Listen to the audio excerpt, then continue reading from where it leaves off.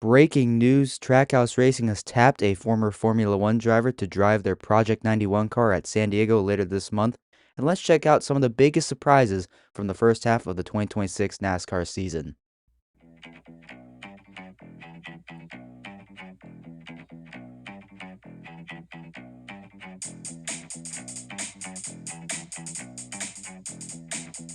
And welcome back to another episode of Talkin NASCAR. I am your host, Andrew. Hope you're all having a great Thursday today.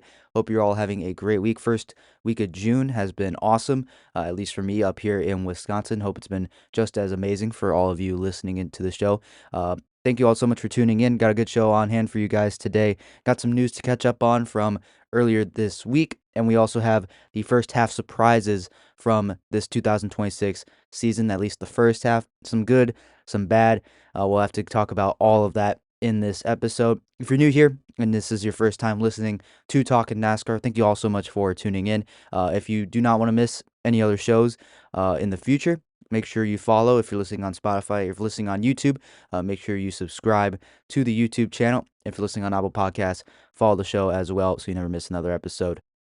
So starting out with the big news from yesterday, Trackhouse Racing will be returning with Project 91 to the San Diego Street Race at the end of June with Kevin Magnussen behind the wheel. Kevin Magnussen will be making his first career NASCAR Cup Series start. Kevin Magnussen most notably will be known as a former Formula One driver. Kevin Magnussen spent 10 years in Formula One competing for several different teams, including Gene Haas's team in Formula One, before making a move to sports car racing for a brief period of time. He raced in IMSA, I believe won a race for Chip Ganassi Racing, also made a one start at Road America, actually, in IndyCar. So, very cool, interesting fact. Returned to IndyCar back in 2022 and continued until 2024, which since then he has taken a little bit of hiatus from Formula One racing.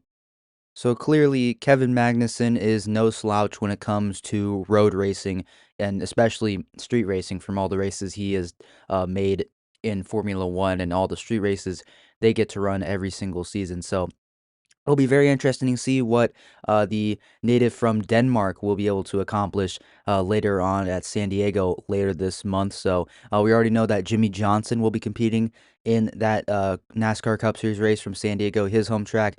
Now Project 91 has thrown their hat into the ring with Trackhouse Racing's fourth open entry of the year. So very excited to see. This will be Project 91's first start of the year and their first start, I believe, since last year's Daytona 500 with Indy 500 champion Helio Castroneves behind the wheel. So going to be good to see the Project 91 car back out on track. Really excited to see what Kevin Magnussen will be able to do. So I'm very excited to see what he will be able to do. So good luck to Kevin Magnussen. Look forward to seeing what he can accomplish with Trackhouse Racing in the Project 91 car. Next little thing we have to talk about here, which I believe was released on Wednesday. According to a Sports Business Journal article, Jimmy Johnson and Legacy Motor Club is lining up more additional investors into the team. Earlier this year, around COTA weekend, I believe, Legacy Motor Club announced that country artist star Darius Rucker, who I am a big fan of, by the way, would be joining the team as an investor. And per this new Sports Business Journal report, Darius Rucker is part of one of 27 additional celebrity investors that Jimmy Johnson is lining up to invest in the team, which is very exciting to hear. It's been exciting to see what Jimmy Johnson has done to this Legacy Motor Club team. Him investing into GMS Racing, along with Knighthead Capital Management, the investment firm that Jimmy helped take over the team from Richard Petty, rebranded it from GMS Racing into Legacy Motor Club. And, this has been a thing that has been occurring more and more in this sport. You look at RFK Racing with the the Fenway Group investing in Roush Racing, and then they bring in Brad Keselowski as an additional owner into the team. We found out that Richard Childress Racing is owned by a large corporation in New York. The majority of Richard Childress Racing is owned by that corporation from New York City. And then you obviously have Knighthead Capital Management with Legacy Motor Club. I believe, I'm pretty sure there's one other team, I can't exactly remember, in the Cup Series that has a really big investment for it's Spire Motorsports. Spire Motorsports has a very large capital investment group invested into the team. TWG Global Motorsports is the team that, or the firm, excuse me, that majority owns Spire Motorsports. They also work, I believe, with I believe Andretti in IndyCar as well. So very big corporation, and that's again that's a major theme that's been occurring not only in NASCAR but in other major sports. I look at baseball primarily. The firm that has a stake in the Dodgers, which I believe also has a stake in Spire as well. They've invested a lot of money into the LA Dodgers. I look at the NBA, and I believe I think the Boston Celtics sold to a uh, firm kind of like this, similarly for a record price. The Lakers, I believe, are owned by a very large corporation as well. So it's a common thing that's occurring in sports, not just NASCAR and not just baseball, but many other sports in the US and around the world as well.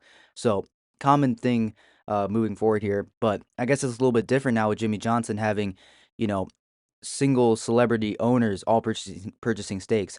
And it's 27 different owners. That's a lot of owners. It really is. It's a lot. So I guess it's a little bit different in the sense that you don't have one major corporation investing in the team like Nighthead Capital is, which they already have anyway. So, but you're also getting just these individual investors, which I don't think we've seen a lot of in NASCAR to my knowledge. I know we've seen it in, baseball, obviously. Like I know Giannis Antetokounmpo has a stake in the Brewers. Aaron Rodgers, I believe, still has a stake in the Milwaukee Bucks. Cade Cunningham, earlier this winter, invested a lot of money or purchased a stake of the Texas Rangers, I believe. So it's a thing that, we've seen from other athletes investing in other major league sports teams. So now we also have it branching out into NASCAR with Legacy Motor Club getting 27 additional investors, which is, again, a lot of investors. So I'm excited to see what this will do for Legacy Motor Club. I point to Spire Motorsports and what TWG Global has invested into that team and how much they've improved over the years. It's no secret that after TWG came in with the Gamebridge sponsorship money, how much Spire Motorsports has improved over the years, bringing in Michael McDowell, being aggressive and promoting Carson Hocevar, and how much success he's had, bringing in Rodney Childers for a short time, being aggressive and trading for Justin Haley mid-season back in 2024. So what we've been seeing from TWG Global has been shocking and how they've influenced the rise of Spire Motorsports over the last couple of years. So I'm wondering if this could be what Jimmy Johnson is hoping will happen, a kind of Spire Motorsports type rise, because what they have going on right now might be kind of similar. Like they're a two-car team right now with a veteran of Eric Jones behind the wheel, stepping into that ride. He's been the anchor for not only Legacy Motor Club, but GMS Racing and for a time, Richard Petty Motorsports at one point in his career when he came in. And they have a young, up and coming driver of John Hunter Nemechek, in my opinion, who isn't as experienced as Eric Jones, but has enough speed and raw talent, I believe, to be a very solid driver. And they're investing into a third team and a third charter this upcoming season to possibly put in another young, inexperienced driver in the car, looking at maybe a Riley Herbst who's shown improvements this year with 2311 Racing this year.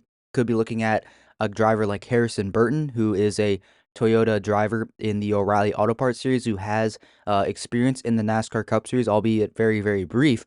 He does have a win under his belt and is, getting more seat time and more experience in the NASCAR O'Reilly Auto Parts Series. I would say, in my opinion, Legacy Motor Club is on somewhat of the same path that Spire Motorsports used to ascend to where they are now, being a perennial underdog, not maybe not even just that anymore, a perennial rising team. And Legacy Motor Club's been trying to do that for the last couple years when Jimmy Johnson invested and they switched to Toyota to really make a make headway into be ascending into a much better team, into being a top tier team. And that just hasn't been moving very, very quickly, albeit though Legacy Motor Club chose a different path than a team like 2311 Racing, forming alliance with Joe Gibbs Racing. They wanted to build their own notebook. Legacy Motor Club is trying to really ascend into a top tier team. And so far, it hasn't gone as fast. But now with these outside owner investors, like Darius Rucker and several other celebrities, it sounds like Legacy Motor Club is really trying to take that next step. And based on what I'm seeing right now with their current driver lineup and their plans for the future and for next season, I think Legacy Motor Club could be on the type of rise that we've seen from Spire Motorsports over the last 2 years. So we'll have to wait and see on that. A lot of time has yet to pass, and what can potentially happen in the future, the next couple of months. But right now, with this announcement, I am very much in favor and much in love with what the moves that Jimmy Johnson and company are making over there with Legacy Motor Club. So let me know down in the comments what you think about this. But I know for sure I am very excited about the future for Legacy Motor Club with this recent announcement. Now, moving on to one last thing before we get to our biggest surprises of the 2026 NASCAR season. NASCAR announced earlier yesterday on Wednesday that they will be debuting with Prime Video a new mini movie called NASCAR vs. Navy, the San Diego mini movie.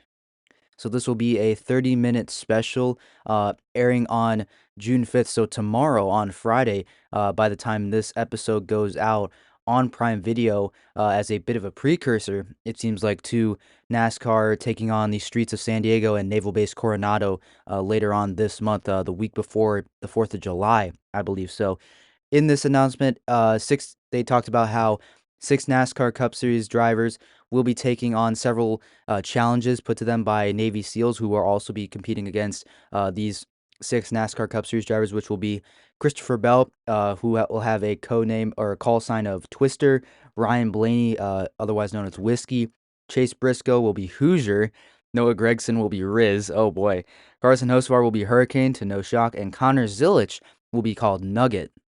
I just want to say before we move on to one more to the rest of this announcement, I love those call signs. I absolutely love them. Like Chase Briscoe being Hoosier from Indiana, like I love that. I love that so much.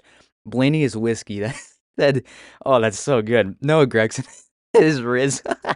Oh, oh man, that really cracked me up. Like you heard me when I was, said it for the first time. That's his code name. Oh wow. I mean, it fits Noah Gregson so well because that's his personality. Oh, and then Hurricane for Hocevar makes sense, and then Connor Zilich being Nugget.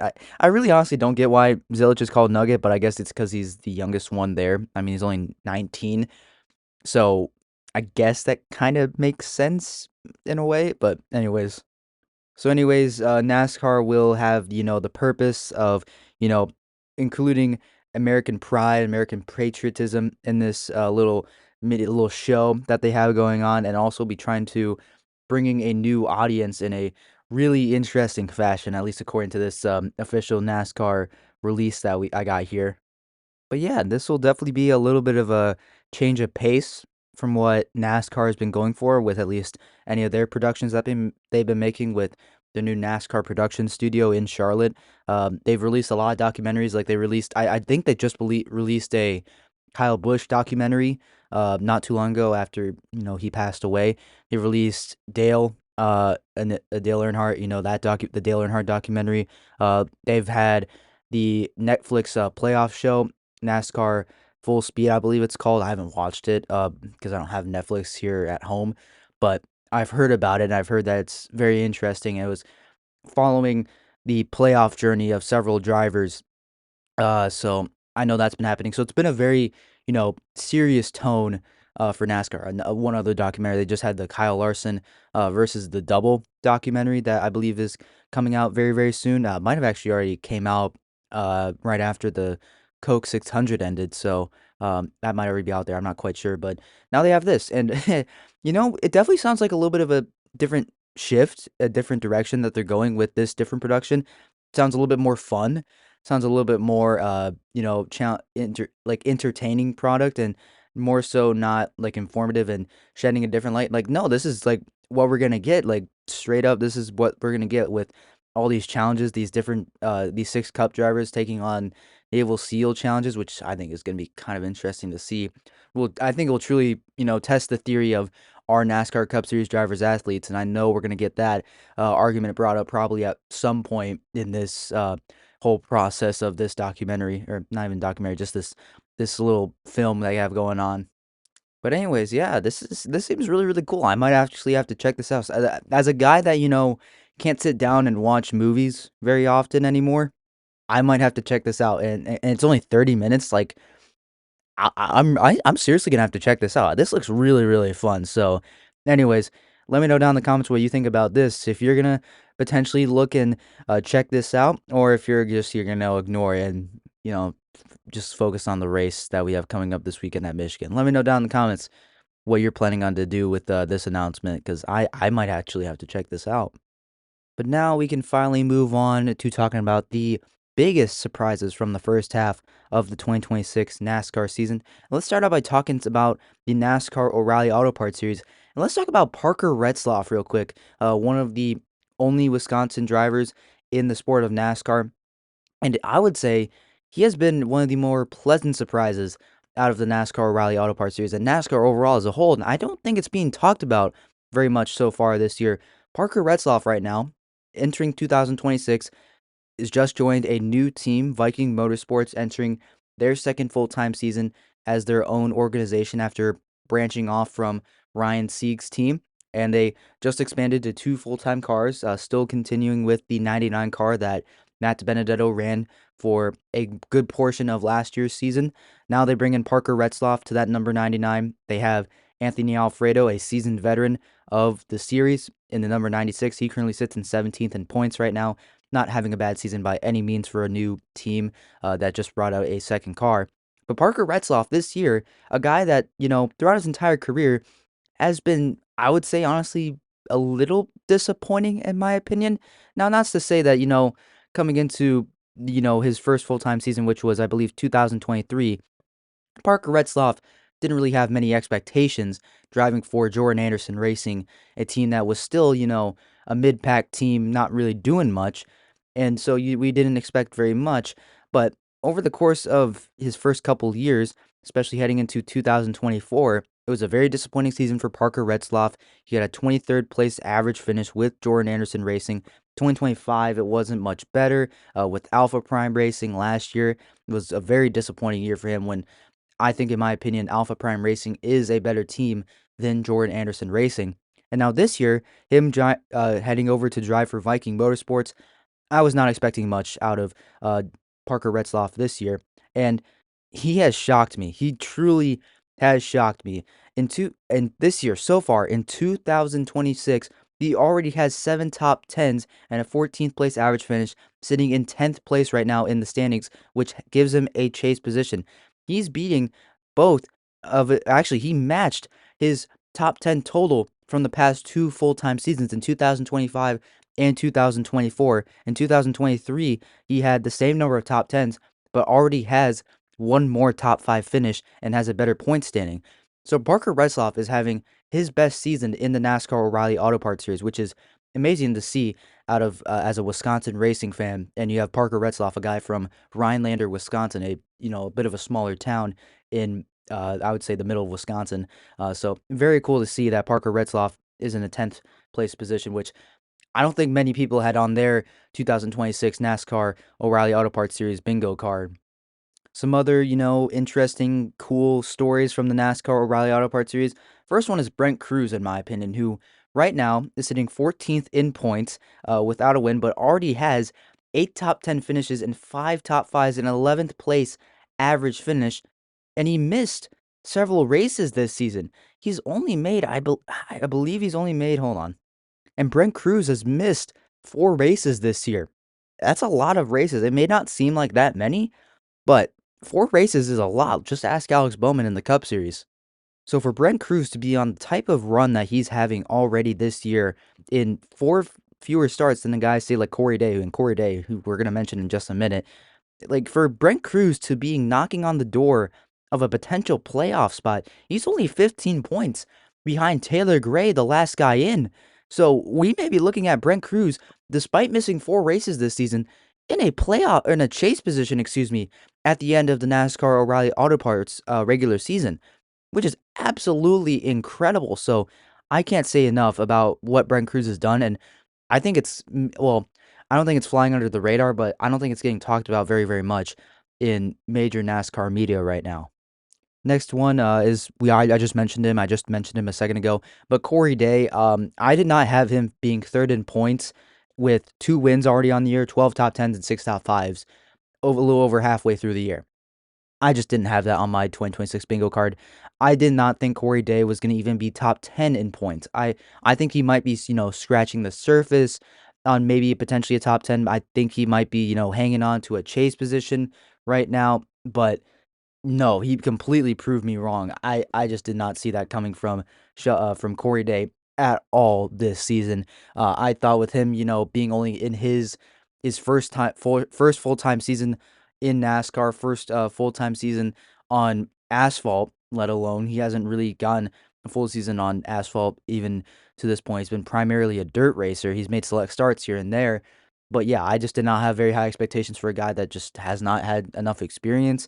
And then, obviously Hendrick Motorsports launching their full-time NASCAR O'Reilly Auto Parts Series operations for the first time. I wasn't sure how they were going to do. Like I've seen them, show up with their number 17 car every now and then with Cup Series guys. Even Boris said got an opportunity in this car, which I thought was absolutely incredible. But I was just not confident in a first-time full-time O'Reilly Auto Parts Series team. Granted, they're a Cup Series, powerhouse with a rookie driver that has limited experience on asphalt. I just didn't know how this pairing would work, and I just couldn't be very, very confident in it. But I could be a little bit more confident in guys like Raja Karuth, who, has experience on ovals and on asphalt. I'm going to be splitting time between two teams, but, still, Raja, I think, would still do pretty solid. And here, Raja Karuth is sitting in 13th in points, which is not bad, by the way, when he's splitting time between two rides that are, severely differing in, overall performance. And Corey Day, meanwhile, is sitting in third place. So to me, that's a little bit of a shocker, especially with him having 2 wins. One of them being on a play track, I get it, but then the other one, coming on a non-super speedway race at Dover, one of the trickiest tracks out there. Yeah, I did not have that out there. So shout out to Corey Day on his incredible rookie season in the NASCAR O'Reilly Auto Parts Series. Before we move on to the NASCAR Cup Series, because we do have some Cup Series interesting surprises, uh, I have one more to talk about with the O'Reilly Auto Parts Series. Unfortunately, as much as I touted Wisconsin drivers with Parker Retzloff from Rhinelander, Wisconsin, I unfortunately have to, kind of dump on the Franklin, Wisconsin native Sam Mayer and his performance so far this year. And Sam Mayer, man, it's so weird with what he's been doing so far this season. This year, he's currently sitting in 11th in points. He has a 17th place average finish. He's got 7 top 10s, which matches Parker Retzloff's total, which says a lot about how Sam Mayer is doing so far this year and how good Parker Retzloff has been. He does have four top fives, though. But so far this year from Sam Mayer, his average finish is 6 points lower than last year. That is not what you like to see. He doesn't have a win so far this year. It's just not been a great season from Sam Mayer overall. Been very disappointing in his second year with Haas Factory Team. Him returning to Chevrolet, the manufacturer that he came up to the O'Reilly Auto Parts Series with Junior Motorsports. I was just expecting a lot more from Sam Mayer. I thought that he would be a guy that's competing for a top 5 position in points with his teammate Sheldon Creed, by the way, who is having a very good season. So shout out to Sheldon Creed and Haas Factory Team. But yeah, I've just been very disappointed with what Sam Mayer is doing. It's not good, and especially this is a guy that said a couple years ago that he feels like he deserves to be going Cup Series racing. I don't know how you can, back that up when you're running 11th in points right now, only only like 14 points above the next guy, and only what is that? Only 20ish points above the cutoff line. That doesn't seem like Cup Series material to me, and that's I don't know what to think about that. So I've been very disappointed with what Sam Mayer has been doing. I don't think that's Cup Series potential, buddy. I unfortunately have to say it, even though as much as I love Sam Mayer and I will support him as a guy from Wisconsin, but yeah, uh, Sam, I don't think that's gonna get you in a Cup Series ride, my guy. I really don't think it is. So, anyways, Sam Mayer been very disappointing so far in 2026. Maybe he'll turn around in 2020, in the rest of this year into 2027. I know it's been a lot of DNFs for Sam Mayer. It's a lot of bad luck, but yeah, if you're getting caught up in a lot of crashes, try to get in front of them. So I think that says a lot about how Sam Mayer is running this year. But anyways, Sam Mayer is unfortunately another disappointment in the NASCAR O'Reilly Auto Parts Series so far this year. All right, let's move out of the O'Reilly Auto Parts Series and get a little more broad with the sport. And let's talk about Ford overall as a manufacturer. And let's just say this simply, Ford has been very disappointing overall in NASCAR, excluding the Craftsman Truck Series primarily because in the Craftsman Truck Series right now, I'm looking at this. 4 of the 6 teams in the points right now are Ford teams, and right now that's Lane Riggs, Chandler Smith, Ty Majeski, and Ben Rhodes, and you have Jake Garcia knocking on the door of a chase spot. Actually, currently, 6 points behind Daniel Hemrick and Stuart Friesen right now. So excluding Ford from the Truck Series, in the O'Reilly Auto Parts Series and the Cup Series, they have been, I would say, very, very underwhelming overall. I know, starting out with the Cup Series, because I don't have a lot much to say on that. They have 2 drivers in the top 10 right now with Chris Buescher and Ryan Blaney. And, Buescher's been very, very solid, very, very consistent, but he's just not leading laps. And that's kind of what Chris Buescher is, so I'm not going to, give Ford too much flack. You have a driver with Chris Buescher who is able to take a pretty solid car that he's got going on there and run top 10 pretty much every single week. That's not bad. And, when that's the driver you have, I mean, it's tough to, place the blame on the manufacturer. And then Ryan Blaney, Blaney's good. He's got to win. He's probably the best Ford driver in the NASCAR Cup Series right now, which, that says a lot when one Penske driver is the best team or the best driver for Ford in the Cup Series right now. And then you look outside of the top 10 in points right now. Keselowski's in 13th right now with the number 6 team. He's been very, very solid. But besides that, on or just outside the chase cutoff line, you have four teams. You have Austin Cindric, Ryan Preece, Joey Logano, and Zane Smith. Then you got Todd Gillen, Noah Gragson, Josh Berry, the last couple of Fords in the standings, with Josh Berry being down in 31st.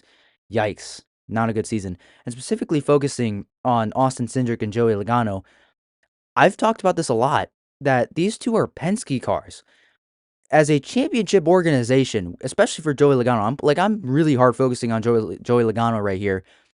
As a as a 3-time champion, excuse me, Joey Logano's not in the chase right now? Are you kidding me? In an even number year, by the way, which, if you don't know the superstition about Logano, it's that he does good in even number years, then sucks pretty much in odd number years, but somehow is able to squeak by. This year, in an even number year, he just sucks. Plain and simple, he is not meeting the expectations of a Team Penske driver. He really isn't. And then Austin Cindric, he's just been mediocre pretty much his entire career, and he's only getting propped up by super speedway performances, pretty much. And that's no different this year. So, just looking at Ford overall, especially in the Cup Series, very, very mediocre, very disappointing overall as a manufacturer, which, isn't as bad as what the O'Reilly Auto Parts Series is, because they basically have no full-time Fords. No longer a single full-time entry is a Ford in the O'Reilly Auto Parts Series. They've all basically just retired pretty much. They're not racing anymore. AM Racing, they're done for the year. There's a brief moment where one of the RSS cars was a Ford with JJ Yeley. They're done pretty much for the rest of the year. Hettinger Racing with the number 5 team, they're done for the rest of the year. Legitimately, there is no more Fords in the O'Reilly Auto Parts Series. Ford has just refused to invest in this series, which is insane, especially when they have teams in the Truck Series that are doing phenomenal. Again, Lane Riggs, 1st in points. Chandler Smith, 4th in points. Ty Majeski, 6th in points. Ben Rhodes, 7th in points. Jake Garcia, 11th in points. Like, Ford has the capabilities to do good things in all 3 series, but they're just not. They're only able to do the best in the worst national series in the sport with the Truck Series. Actually, that's a lie. The Truck Series is the second best. We all know the O'Reilly Auto Parts Series is probably the best of the national series in the sport. The Cup Series is probably the worst at this point, but that's a different discussion for another day. But regardless, only one series they're putting effort into, which is very, very disappointing overall. So that's one of the biggest, negative disappointments and surprises on the year, that how, just mediocre overall that Ford has been, which is not what you expect from a manufacturer like Ford. All right. Anyways, I think that's enough of me yelling about Ford, and that's just me being a Chevy lover pretty much. But anyways, on to a positive surprise. Who had Ty Gibbs being top 5 in points? Like, he's having a great year. He's 40 points above 6th place. Kyle Larson. Kyle Larson is behind Ty Gibbs in points, and Christopher Bell is as well. Like, who had that? Who had that on their bingo card this year? So, I mean, shout out to Ty Gibbs. I think a lot of people in the NASCAR industry had, already wrote him off, even when he entered the Cup Series as, just a baby of nepotism getting into the Cup Series because his grandfather is Joe Gibbs, which, the fact that he still got there because of that is, and all the opportunities he's gotten, like, valid argument, I believe. And personally, I hate that it is true and, it's pretty valid, but, validity is validity at this point. But regardless, Ty Gibbs being fifth in points, I mean, it's not, Ty Gibbs being fifth in points, it's not all because of his grandfather, Joe Gibbs. Like, granted, Joe Gibbs Racing is one of the best teams in the sport. It's one of the powerhouses. Toyota overall as a manufacturer has been killing it. But I mean, Ty Gibbs really has stepped up to the plate this year. He got his first win of the year. He's got 9 top 10s, 6 top 5s. It's been a great season for Ty Gibbs. He's already on pace, I believe, to beat his top 10 total from last year. He's already got more top 5s than last year, which, I mean, last year was a pretty disappointing year. He's on pace to beat his total from for top 5s and top 10s in 2024. And he's already got a better average finish than both those years with a 13th place average finish this year. While in 2025, he had a 17th, 2024 as well. He had a 17th. I think it was the exact same average finish. Oh, it was but zero point 0.5 off. Regardless, Ty Gibbs is having a phenomenal season. So we got to give Ty Gibbs a little bit of credit here that he's having a really good season, a really nice breakout year in his age 23 year, which is insane to think about. That Ty Gibbs is only 23 and he's been in the Cup Series for what? This is his third, fourth year at this point. Man, that's insane to think about. But anyways, yeah, shout out to Ty Gibbs. I don't think a lot of people had Ty Gibbs being this good this year, but yeah, Ty Gibbs, got to give a round of applause for how good he's been doing on the opposite end of the spectrum. And, further proves my point that Ty Gibbs is, on a really, having a really good season is that get two of Gibbs' teammates, Christopher Bell and Chase Briscoe, have just been kind of average this year, which is not a happy surprise. It's kind of a, like, surprise, really? That's how it happened? I mean, you're looking at the points right now. Bell's in seventh place right now, doesn't have a win. Chase Briscoe, his teammate, 14th in points, doesn't have a win.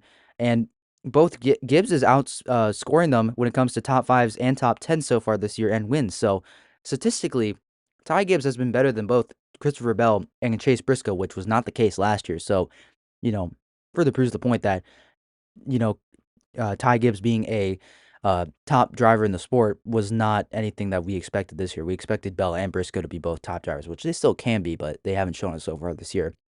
Regardless, Bell, I would say, has had speed this year so far, just has a lot of bad luck, can't put a full race together. And then Chase Briscoe, for a good portion of the first quarter of the year, it was just terrible. Just the team did not have speed. They could not put a full race together. It looked really, really bad for Chase Briscoe and company on that 19 camp. They've been starting to turn it around recently, and they've, recovered a little bit more, being up to 14th in points, which, again, you have a chase spot, but when you're driving for Joe Gibbs Racing, you expect that this team, that all four of their cars by now maybe would have a win. Like maybe one of them just doesn't because they keep getting screwed over by bad luck. But in the case of those two, they just flat out haven't been very, very good. They've been okay. They've been solid, but they haven't been Joe Gibbs Racing quality good at this point, which is just average. And I wouldn't say mediocre. I think mediocre is being a little bit too harsh, but they're good, not Joe Gibbs Racing, like polished racing overall. So yeah, that was an interesting surprise this year that Chase Briscoe and Christopher Bell have just looked good and average pretty much. Nothing spectacular, which you don't expect from drivers who drive for Joe Gibbs Racing. But we'll move on to the next one in the sticking with the Cup Series. I might as well, cover the other average point that Hendrick Motorsports kind of just looks average as well. Granted, average for Hendrick Motorsports is not the same as average for, Team Penske or Spire Motorsports. Average for Spire Motorsports is, at this current moment in the teens fighting for a chase position. Average for Hendrick Motorsports is not dominating every race and not having all their cars in the top 10 in points right now. That's kind of what average is for Hendrick Motorsports. Outside of Chase Elliott, who is top 5 in points, but, hanging on by a little bit and hasn't, always looked like a top, 5 car all year long. Is just, a matter of consistency. Kyle Larson is 40 points outside of the top 5 in points, still does not have a win. He's trying to break a year-plus winless streak. William Byron is over 20 points outside of the top 10 in points in 11th right now.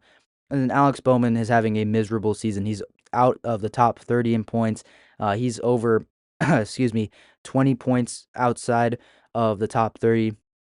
And that's even still like that's despite losing several time a lot of time with an injury. So I'm not gonna be as harsh on Bowman, but at this point in the year, with how long Bowman's been back in the seat, you would think Bowman would have already climbed outside the top 30 in points already, but he just hasn't yet. So it's been very disappointing to see how what Alex Bowman has been doing this year. So just again, Hendrick Motorsports hasn't been dominant. It's kind of similar to what Gibbs and Briscoe have been doing for JGR. They're just fine and nothing spectacular at this point, which, again, don't expect from Hendrick Motorsports very often. So, yeah, that was a very, another surprise out of the 2026 NASCAR first half of the year. Another one, which I think is kind of along the lines of Ty Gibbs' top 5 in points, is that Trackhouse Racing is being led by Shane Van Gisbergen right now, which, I mean, without the playoffs, I think we all thought that Shane Van Gisbergen was going to kind of suck this year. He'd be good on road courses, but maybe not going to do so good on the ovals. Right now, Shane Van Gisbergen is 12th in points. He's only 4 points behind William Byron for 12th. Shane Van Gisbergen has a chance to beat William Byron in points after the next road course, even after Michigan. So, yeah, shout out to Shane Van Gisbergen on what he's doing. Meanwhile, SVG's teammates of Chastain's down 26th in points, and then Connor Zilic, who we'll talk about in just a second, is 34th in points, having a miserable season.